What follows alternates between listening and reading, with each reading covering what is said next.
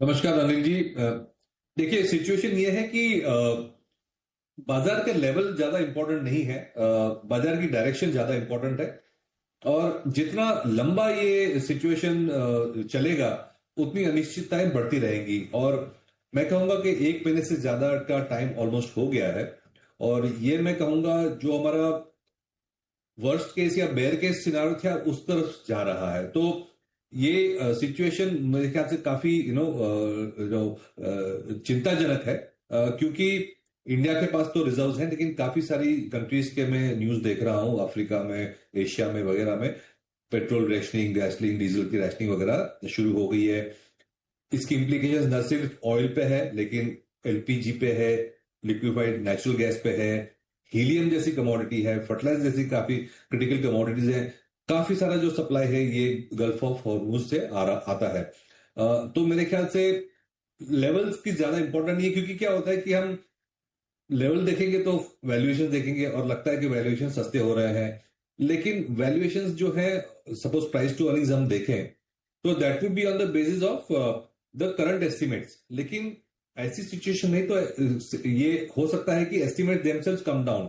तो इसलिए वैल्यूएशंस या लेवल्स देखने से ज्यादा हमें ज्यादा ये करना है कि कौन से स्टॉक्स ये सिचुएशन में कम इम्पैक्ट होंगे, या तो कई स्टॉक ऐसे भी हो सकते हैं जिसमें इनको फायदा हो सकता है।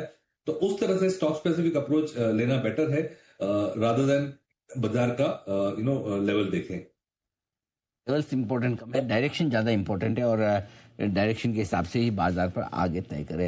लेकिन कच्चा तेल जो बाजार की दिशा दशा काफ़ी हद तक तय कर रहा है, क्या लगता है सर, क्या वाकई में फिर से $120 या उसके पार निकलने का डर है, संभावना है या नहीं? ज़्यादातर नेगेटिव्स आ चुके हैं प्राइस में। अ, जैसे मैंने कहा कि सिचुएशन ऐसी है कि प्राइस से ज्यादा अवेलेबिलिटी की बात हो रही है।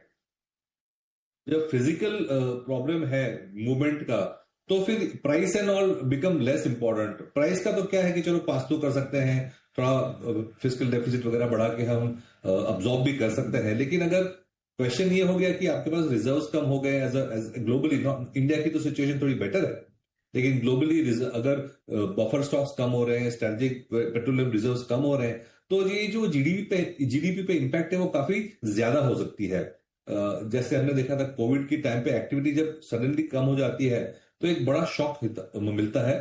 हम ये होप कर रहे हैं कि अभी भी अगले एक दो हफ्ते में अगर ये सिचुएशन थोड़ी ईज आउट हो जाती है तो अभी भी ग्लोबल इकोनॉमी उसको विथस्टैंड कर पाएगी। लेकिन इससे ज्यादा लंबा चला तो ज्यादा प्रॉब्लम हो सकती है। ठीक बात है। इस बीच एक और चीज़ जो मैं आपसे जानना चाहता हूँ वो है, क्या वाकई में एफआईएस की बिकवाली रुकने के कोई आसार हैं? क्योंकि एक और जहाँ सारी नेगेटिव खबरें हैं, लेकिन एफआईएस को चाहे खबरें अच्छी हो चाहे बुरी हो, बेचना ही है। तो सबसे बड़ा डर लोगों को ये कि युद्ध रुक भी गया तो क्या ये रुकेंगे क्या? मुझे लगता है अगर ये युद्ध नहीं होता था तो शायद इंडिया की सिचुएशन बेटर थी। In in in that sense FII selling point of view से मैं बात कर रहा हूं। क्योंकि जो भी फैक्टर्स थे, फॉर एग्जांपल सबसे बड़ा फैक्टर ये था कि हमारे पास एआई का कोई प्ले नहीं था।